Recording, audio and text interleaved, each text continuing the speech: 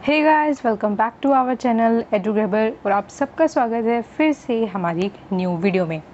जो हमारी UGC net के प्रीवियस ईयर क्वेश्चंस की सीरीज़ हमने चला रखी है, उसमें ये हमारी एक नेक्स्ट वीडियो है। मैं ऑलरेडी इंटरनेशनल रिलेशंस वगैरह और आपका WPT काफ़ी सारे टॉपिक जो है ऑलरेडी कवर अप उसमें कर चुकी हूँ। तो इसमें आज हमारी जो न्यू टॉपिक है वो है about foreign policy.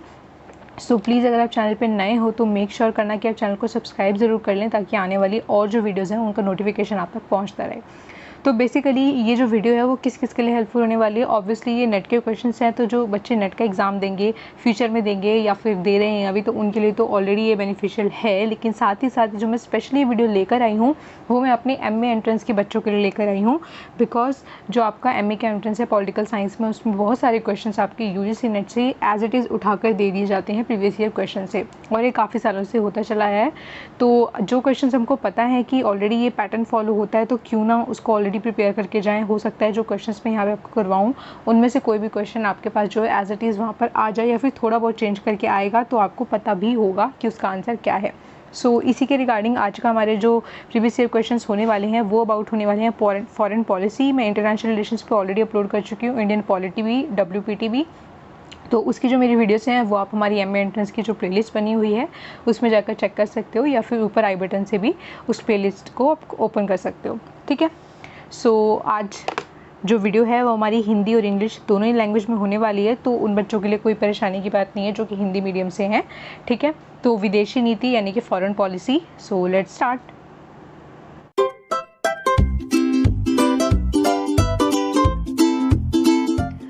Our first question for today's video is, with which country has India signed a long-term agreement for Sukhoi Su-30 MKI combat aircraft fleet? तो ये जो नाम लिखा हुआ है, ये आपका एयरक्राफ्ट का नाम लिखा हुआ है। आपको बताना है कि कौन सी कंट्री के साथ इस एयरक्राफ्ट के लिए जो है इंडिया ने साइन किया है। हिंदी में पढ़ देती हूँ कि जो आपका लड़ाकू विमान है बेड़े के लिए भारत ने किस देश के साथ जो है दीर्घकालिक समझौते पर हस्ताक्षर किए हैं। ठीक है, दीर्घकालिक का मतलब होता है लॉन्ग टर्म। तो आप इसका जो है वीडियो को पॉज करके इसका आंसर जो है गेस कर सकते हो। काफ़ी आसान क्वेश्चन है, अगर आपने थोड़ा बहुत भी न्यूज़ को फॉलो किया है तो काफ़ी ये चर्चा में रहा था। तो इसका जो आपका आंसर हो जाएगा वो है आपका रशिया। 2017 के अंदर ये हुआ था। ठीक है, अगर नेक्स्ट क्वेश्चन आपसे ये पूछ लिया जाए कि कब हुआ था, तो आपको ये याद रखना है कि 2017 में हुआ था। Okay, so let's move on to our next question.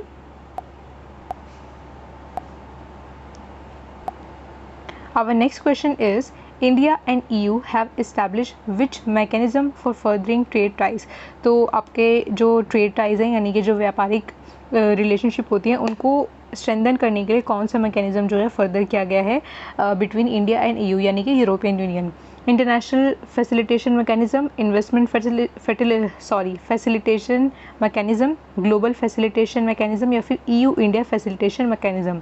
Bharat और यूरोपीय संघ ने व्यापार संबंधों को आगे बढ़ाने के लिए किस तंत्र की स्थापना की है? अंतर्राष्ट्रीय सुविधा तंत्र, निवेश तंत्र, वैश्विक सुविधा तंत्र, या फिर यूरोपीय संघ भारत सुविधा तंत्र? तो आप जो है वीडियो को पॉज करके इस क्वेश्चन के बारे में सोच सकते हैं। तो इसका जो करेक्ट आंसर यहाँ पे हो जाएगा वो है आपका option second, investment facilitation mechanism, जिसको हम हिंदी में निवेश सुविधा तंत्र भी बोलते हैं। तो अगेन ये जो आपका हुआ था वो 2017 में हुआ था। ठीक है, 2017 में।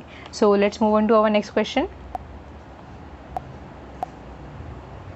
Our next question is, India is holding talks with ASEAN to extend which highway to Vietnam? ठीक है, तो ये पूछा गया है कि वो कौन सा हाईवे है जो वियतनाम तक बढ़ाने के लिए आसियान के साथ जो है बात की गई है। क्या वो इंडिया, म्यांमार, थाईलैंड है, या फिर India, Myanmar, Korea, India, Myanmar, Bangladesh, या फिर इंडिया, म्यांमार, चाइना? ठीक है, तो सेम ही क्वेश्चन आपका हिंदी में भी कि वियतनाम तक किस हवाई का विस्तार करने के लिए भारत का आसियान के साथ जो है बातचीत कर रहा है? Bharat, Myanmar, Thailand, Bharat, Myanmar, Korea, Bharat, Myanmar, Bangladesh, या फिर भारत, म्यांमार, चीन? तो इसका जो आपका करेक्ट आंसर है वो है answer A, India, Myanmar, Thailand. ठीक है, तो जो आपका इंडिया, म्यांमार, थाईलैंड है उसको एक्सटेंड करने की बात की गई है, ताकि जो कंबोडिया, लाओस और वियतनाम है उससे जो है कनेक्टिविटी बढ़ाई जा सके। और ये जो आपका हाईवे बड़ा करने की बात की गई है वो अंडर लुक ईस्ट पॉलिसी बात की गई है। ठीक है, आपने देखा ही होगा कि look east policy, act east policy आपने दोनों पढ़ी होंगी फॉरेन पॉलिसी के अंदर। तो ये जो आपका अंदर लिया गया है इनिशिएटिव वो आपका लुक ईस्ट पॉलिसी के अंतर्गत लिया गया है। ठीक है, so let's move on to our next question. Next question about India Pakistan के बारे में है। Under the Indus water treaty with Pakistan India has exclusive rights over the rivers, यानी कि आपको बताना है कि जो इंडस वाटर ट्रीटी हुई थी बिटवीन इंडिया एंड पाकिस्तान, उसके अंतर्गत इंडिया को कौन सी नहरों के ऊपर जो है अधिकार मिला था, और आपको पता होना चाहिए कि कब हुआ था। तो इंडस वाटर ट्रीटी हुई थी आपकी 1960 में। ठीक है, इतना ही मैंने आपको बता दिया है। तो आगे का जो आंसर है वो आप वीडियो को पॉज करके जो है सिलेक्ट कर सकते हो। मैं यहाँ पे आपको राइट आंसर बता देती हूँ। इसका राइट आंसर है यहाँ पे आपका रवि, ब्यास एंड सतलुज। ठीक है, हिंदी में भी क्वेश्चन सेम ही रहने वाला है। पाकिस्तान के साथ सिंधु जल संधि के तहत भारत का नदियों पर विशेष अधिकार है। किन नदियों पर आपको बताना है, तो वह आपका रवि, ब्यास और सतलुज। साथ ही साथ आपको पता होना चाहिए कि पाकिस्तान के पास कौन कौन सी नदियाँ मिली थी। तो पाकिस्तान को मिली थी आपकी झेलम, चेनाब और इंडस। ठीक है, तो ये 3 नदियाँ जो है पाकिस्तान के पास गई थी, और रवि, ब्यास और सतलुज जो थी वो इंडिया के पास रह गई थी। और आपको ये क्वेश्चन भी आ सकता है कि कब हुआ था, तो आपका 1960 में हुआ था। तो आपको ये याद रखना है। So let's move on to our next question. So next question हमारा स्टेटमेंट्स के बारे में। यहाँ पे कुछ स्टेटमेंट दी गई हैं, आपको बताना है कि उनमें से कौन सी सही है। ठीक है, फर्स्ट स्टेटमेंट है आपकी, India's link west policy is an attempt to reconnect to the western world. B है आपका, project Mausam is an Indian initiative for maritime cooperation in Indian Ocean region. C, operation Rahat was conducted by India to rescue Indians from Libya. Option D is India has become member of Shanghai Cooperation Organisation, जिसको हम SCO भी बोलते हैं। तो आपको बताना है कि इनमें से कौन सी स्टेटमेंट आपकी सही है। तो हिंदी में भी आपके लिए पढ़ देती हूँ। भारत की लिंक वेस्ट पॉलिसी पश्चिमी दुनिया से फिर से जोड़ने का एक प्रयास है। दूसरी स्टेटमेंट है, प्रोजेक्ट मौसम हिंद महासागर क्षेत्र में समुद्री सहयोग के लिए एक भारतीय पहल है। थर्ड है आपका, लीबिया से भारतीयों को छोड़ाने के लिए भारत द्वारा ऑपरेशन राहत चलाया गया था। और फोर्थ है आपका, भारत शंघाई सहयोग संगठन का सदस्य बन गया था। ठीक है, स्टेटमेंट बेस्ड क्वेश्चन को आपको बहुत ध्यान से पढ़ना है पेपर में भी, बिकॉज बच्चे जो है बहुत बारी ये क्वेश्चंस हमेशा गलत करके आते हैं। बिकॉज कई बार जो है आपसे पूछा जाता है कि कौन सी गलत है, और कई बार पूछा जाता है कि कौन सी सही है। तो इस चीज़ में बच्चों को बहुत कन्फ्यूजन हो जाती है। जिसमें सही पूछा होता है उसमें वो गलत वालों को मार्क कराते हैं, और जिसमें गलत पूछा होता है उसमें वो सही वालों को मार्क कराते हैं। तो यहाँ पर आपसे सही पूछा गया है।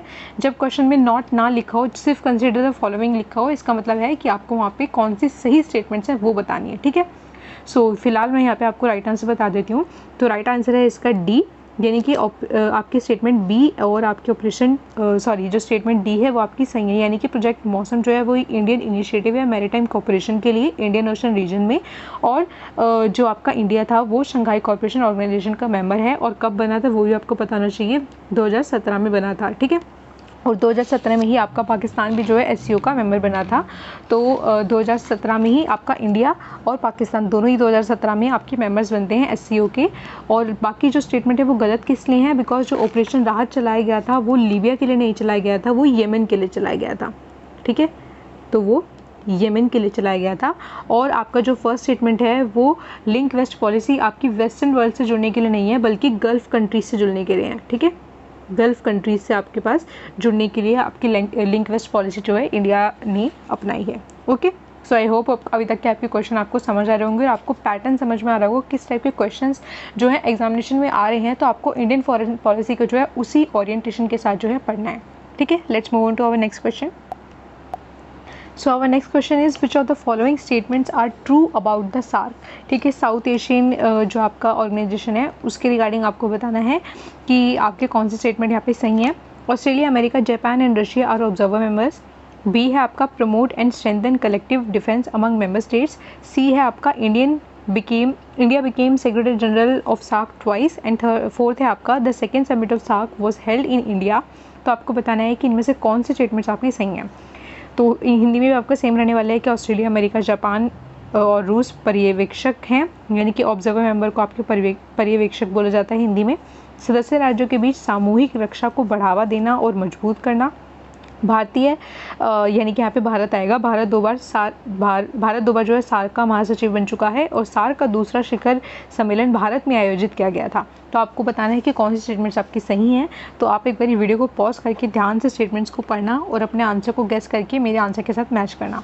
ठीक है, तो मैं यहाँ पे मैं आपको जो है जो आपका करेक्ट आंसर है वो यहाँ पे आपको बता देती हूँ। तो इसका आंसर जो आपका हो जाएगा वो आपका ऑप्शन सी, यानी कि सी स्टेटमेंट और स्टेटमेंट डी जो है आपकी सही है, यानी कि इंडिया जो है आपका साल का 2 बार मेंबर जो है बन चुका है सेक्रेटरी जनरल। तो वो कब कब बना था आपका, वो भी आपको बताना चाहिए। एक बार आपका बना था 1989 के अंदर, और सेकंड आपका बना था 2008 के अंदर। सॉरी, मैं इसको ठीक से लिख देती हूँ। सेकंड आपका बना था 2008 के अंदर, ठीक है। और साथ ही साथ आपका जो सार्क का जो समिट था वो इंडिया में हुआ था, ठीक है, सेकंड वाला। और जो फर्स्ट है वो आपका गलत इसलिए है, जो आपके सार्क के ऑब्जर्वर मेंबर्स हैं वो 8 कंट्रीज़ हैं, जिसमें कि आपका China, EU, Iran, Japan, south Korea, Mauritius, Myanmar and US से आता है, ठीक है। तो ये आपके ऑब्जर्वर मेंबर्स हैं। और बाकी आपका जो promote strengthen and collective defence among member states है, तो ये इसका जो है प्रमोट यानी कि इसका मोटो नहीं है। ये क्या प्रमोट करता है, ये प्रमोट करता है economic and regional integration between the members, ठीक है। सो आपके 2 स्टेटमेंट यहाँ पे सही हैं। सो चलते हैं नेक्स्ट क्वेश्चन की तरफ।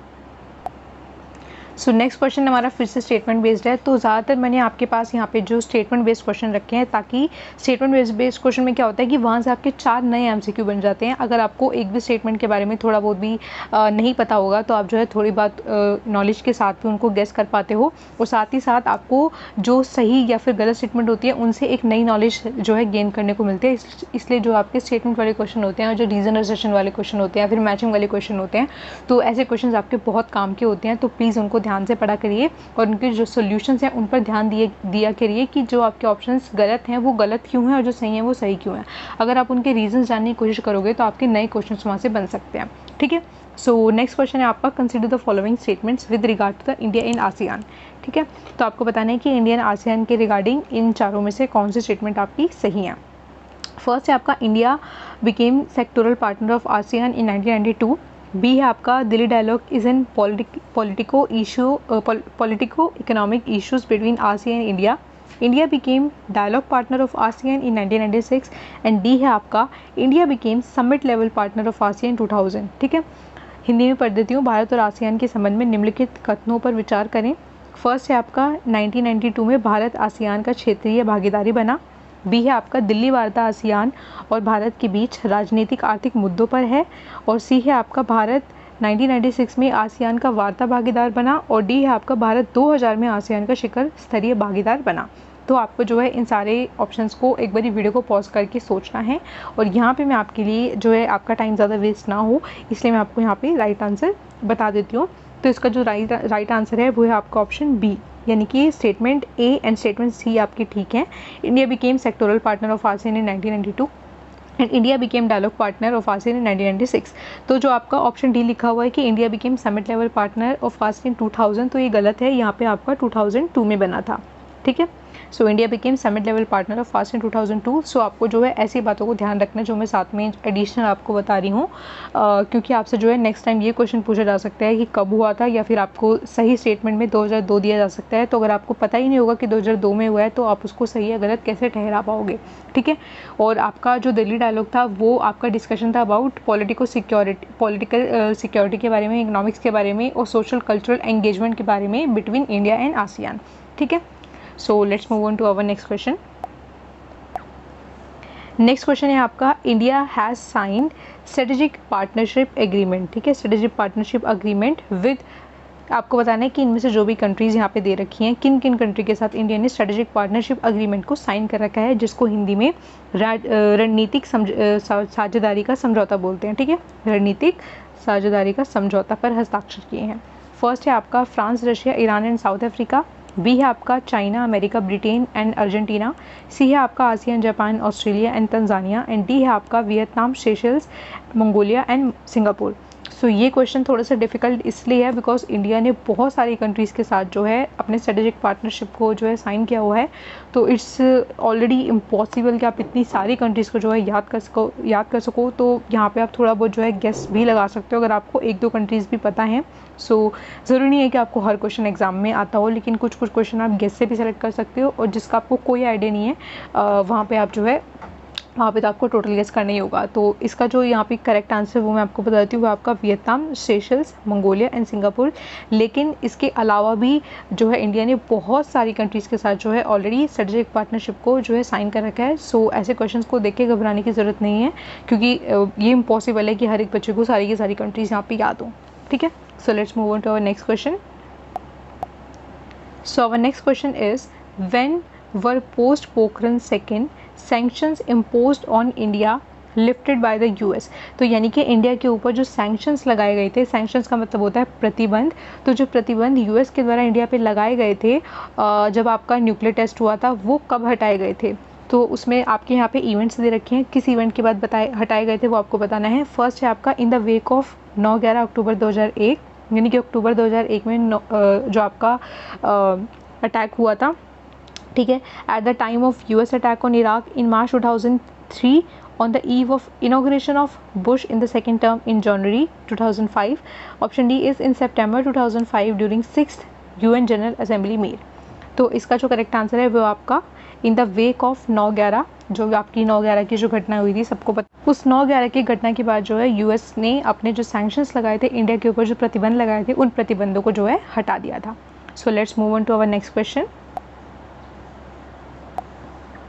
सो our next question is, who among the following prime minister pronounce the notion of genuine non alignment? तो आपको बताना है कि कौन से प्राइम मिनिस्टर ने जेन्युइन नॉन अलाइनमेंट का जो है नोशन जो है दिया था, जिसको आप हिंदी में बोलते हो वास्तविक गुटनिरपेक्षता। ठीक है, वास्तविक गुटनिरपेक्षता का जो आइडिया है वो किसने प्रतिपादित किया था? मोरारजी देसाई, जवाहरलाल नेहरू, लाल बहादुर शास्त्री या फिर इंद्र कुमार गुजराल। तो आपको नीचे दिए गए ऑप्शंस में से गलती से यहाँ पर आ गए हैं, तो ये यहाँ पर जो है कट कर देती हूँ मैं इनको। ठीक है, ये क्वेश्चन का पार्ट नहीं है, किसी और क्वेश्चन का पार्ट है, गलती से यहाँ पे पेस्ट हो गया है। तो इसको छोड़ के आपको बताना है, इस ऊपर तक आपका सिर्फ ये 4 ऑप्शंस के बीच में से बताना है कि कौन से वो आपके प्राइम मिनिस्टर हैं जिन्होंने वास्तविक गुटनिरपेक्षता के आइडिया को जो है यहाँ पे प्रतिपादित किया है। तो इसका जो करेक्ट आंसर है वो मैं आपको बता देती हूँ। तो इसका जो करेक्ट आंसर है वो है आपका मोरारजी देसाई। ठीक है, मोरारजी देसाई जो थे आपकी 4th prime minister of India थे, उन्होंने नोशन दिया था प्रेफिक्स जेन्युइन नॉन अलाइनमेंट। ठीक है, यानी कि उनका जो प्रेफिक्स जेन्युइन था वो आपकी नॉन अलाइनमेंट यानी कि गुटनिरपेक्षतावाद की नीति के साथ जो है जुड़ा हुआ था। So let's move on to our next question. Next question is, following India's nuclear explosion of Pokhran in 1998, which of the following were the response? तो जो आपका पोखरन में 1998 में न्यूक्लियर एक्सप्लोजन जो किया था इंडिया ने, उसके क्या रिजल्ट्स निकल कर आए थे, क्या रिस्पॉन्सेज निकल कर आए थे? 1998 में पोखरन में भारत के परमाणु विस्फोटों के बाद निम्नलिखित में से कौन सी प्रतिक्रियाएँ हुई थी? The US condemned nuclear test of both India and Pakistan. UN Security Council passed resolution condemning nuclear explosions. The US Security Council passed resolution condemning, the US and its strategic allies imposed economic sanctions on India, and DF following US pressure India consented to sign NPT. तो आपको बताना है कि America ने भारत और पाकिस्तान दोनों के परमाणु निरीक्षणों की निंदा की थी। संयुक्त राष्ट्र सुरक्षा परिषद ने परमाणु विस्फोटों की निंदा करते हुए वास्तविक जो है प्रस्ताव जो है आपका पारित किया था। अमेरिका और उसके सामरिक सहयोगियों ने भारत पर आर्थिक प्रतिबंध लगाए थे, या फिर अमेरिकी दबाव के बाद भारत ने एनपीटी पर हस्ताक्षर करने की सहमति दी थी। ठीक है, तो जब आपके पास ऐसे क्वेश्चंस आएंगे ना, तो आपको ध्यान रखना है कि यहाँ पे कौन सी थोड़ी सी रेडिकल सी स्टेटमेंट लग रही है जिसमें बहुत ज़्यादा एक चीज़ पर जोर दिया गया है। तो या तो एक चीज़ पे बहुत ज़्यादा तभी जोर दिया गया है, या तो वो एकदम एक्यूरेट है या फिर वो एकदम गलत है। तो आपको स्टेटमेंट वाले क्वेश्चंस को, ऐसे स्टेटमेंट्स को छांट के उस पर जो है थोड़ा सा गौर करना है। तो जैसे कि यहाँ पे आपकी जो लास्ट स्टेटमेंट लिखी हुई है, the UN and its strategic allies imposed, जो आपकी लास्ट स्टेटमेंट है, following US pressures India consented to sign NPT। तो ऐसे जो थोड़ी सी रेडिकल स्टेटमेंट यहाँ पे आपको नज़र आ रही है, उस पर आपको थोड़ा सा गौर करना है और उस पर थोड़ा सोचना है कि क्या ये सही मायने में एकदम रेडिकल दे रखी है या फिर गलत मायने में दे रखी है। तो इसका जो करेक्ट आंसर यहाँ पे आपको फिर पता चल जाएगा। तो इसका जो करेक्ट आंसर है वो आपका सी। तो यानी कि जो पीछे मैंने आपके ऑप्शन गलती से पेस्ट कर दिए थे वो आपके आगे आने थे, तो कोई बात नहीं, मैं आपको आपकी गलती नहीं है, क्योंकि यहाँ पे नीचे ऑप्शंस नहीं दिए थे मैंने, तो मैं अपनी गलती को मानती हूँ और यहाँ पे आपको जो करेक्ट आंसर है वो आपको बता देती हूँ। तो इसके करेक्ट आंसर के अकॉर्डिंग आपके यहाँ पे 3 स्टेटमेंट सही हैं, स्टेटमेंट 1, स्टेटमेंट 2 एंड स्टेटमेंट 3। यानी कि जैसे कि मैंने आपको बताया कि यहाँ पे थोड़ी सी रेडिकल स्टेटमेंट्स पे आपको ज़्यादा गौर करना है। तो जैसे कि जो 4 थी वो आपकी गलत है, बिकॉज इंडिया ने जो है एनपीटी को कभी भी साइन नहीं किया है। और बाकी यूएस ने जो है दोनों ही एक्सप्लोजन, यानी कि जो इंडिया और पाकिस्तान दोनों ने जो न्यूक्लियर एक्सप्लोजन किए थे उसकी निंदा की थी, और सिक्योरिटी काउंसिल ने जो है रिजोल्यूशन पास किया गया था अबाउट न्यूक्लियर एक्सप्लोजन। और यूएस और उसके स्ट्रेटेजिक अलायंस ने थोड़े से जो है इकोनॉमिक सैंक्शंस को इम्पोज कर दिया था जो इंडिया के ऊपर। तो अगर आप क्वेश्चंस को ध्यान से देखते हो तो मैंने अभी पिछले क्वेश्चन में ही आपको बताया है कि सैंक्शंस कब लिफ्ट किए गए थे, ठीक है। तो अगर सैंक्शंस लिफ्ट किए गए थे इसका मतलब सैंक्शंस लगाए गए थे। तो अगर आप थोड़ा सा भी दिमाग खोलकर मेरी वीडियो को देख रहे हो तो आपको पता चल गया होगा क्वेश्चन को देखते ही राइट आंसर क्या है, ठीक है। सो प्लीज़ आपको जो है एकदम अंधाधुंध सिर्फ क्वेश्चंस को देखते नहीं रहना है, उसके आंसर्स को रटना नहीं है। आपको क्वेश्चंस को एकदम ध्यान से सुनना है, क्या क्या मैं बातें बोल रही हूँ वो उन पर भी ध्यान देना है, बिकॉज हो सकता है कि उनसे एक नया क्वेश्चन बन जाए या फिर किसी अलग क्वेश्चन में जो है उसकी नॉलेज से आप उसका आंसर दे पाओ, ठीक है। So let's move on to our another question. This is the last question of today's PPT. So this question is, who said that we must deal wisely with the world's largest democracy? We need to work harder and move consistently to assist India while not neglecting our friends in Pakistan. तो किसने कहा था कि हमें दुनिया के सबसे बड़े लोकतंत्र के साथ समझदारी से पेश आना चाहिए, हमें पाकिस्तान में दोस्तों की अपेक्षा न करते हुए भारत की सहायता के लिए और अधिक लगातार काम करने की आवश्यकता है। तो आपको बताना है कि इनमें से किसने जो है इस स्टेटमेंट को दिया था। तो इसका जो करेक्ट आंसर है वो मैं आपको यहाँ पे बता देती हूँ, बिकॉज थोड़ा सा ट्रिकी क्वेश्चन है। ज़रूरी नहीं है कि आपको हर स्टेटमेंट पता हो कि किसने दी है, लेकिन फिर भी आपको इससे पता चलता है कि कहीं पर अगर आप कुछ फॉरेन पॉलिसी आईआर पढ़ रहे हो तो वहाँ पे जो स्टेटमेंट्स आती हैं या फिर किसी के द्वारा कोई कहा गया कोट आता है तो आपको उनको ध्यान में रखना है, बिकॉज जो है स्टेटमेंट्स बेस्ड क्वेश्चन आते हैं, ठीक है। सो यहाँ पे जो इसका करेक्ट आंसर है वो है आपका बी, कॉलिन पॉवेल, ठीक है। कॉलिन पॉवेल जो थे वो सेक्रेटरी ऑफ स्टेट थे यूनाइटेड स्टेट्स के। तो उन्होंने अपनी फॉरेन पॉलिसी को बताते हुए ये जो है प्रेसिडेंट जॉर्ज बुश जो थे उनके सामने ये सेनेट में कहा था, ठीक है। So this is the end of our PPT and I hope आपको वीडियो पसंद आई होगी। पसंद आई तो प्लीज़ लाइक कमेंट शेयर करना, अपने दोस्तों के साथ शेयर करना, और प्लीज़ चैनल को सब्सक्राइब करना बिल्कुल मत भूलना। और अगर आपको ये सारी की सारी इंपॉर्टेंट इन्फॉर्मेशन अच्छी लगी है और आपको और भी नॉलेज चाहिए, बहुत कम टाइम में आपको जो है प्रिपरेशन करना है या फिर अपनी प्रिपरेशन को बूस्टअप करना है, तो आप हमारी एंट्रेंस गाइड लेना मत भूलना। उसमें मैंने सारी की सारी इन्फॉर्मेशन बहुत ही क्रिस्प तरीके से और टेबुलर फॉर्म में जो है उसमें डालने की कोशिश की है। अराउंड 100 पेजेस की वो हमारी एंट्रेंस गाइड है, बहुत ही मिनिमल प्राइस पे, एब्सोल्युटली किसी भी अदर चैनल से तो वो बहुत ही मिनिमल प्राइस पे है, और लेकिन उसमें बहुत सारा हार्डवर्क अपना पुटअप किया है। सो अगर आपको पसंद आए या फिर आपको हेल्प चाहिए उसकी तो आप उसको ले सकते हो। नीचे जो है गूगल फॉर्म का लिंक है, उसको जो है फिल कर देना, तो मैं आपके साथ ड्राइव पे जो है फाइल को शेयर कर दूँगी। So till next video, best of luck and thanks for watching. Bye bye, take care.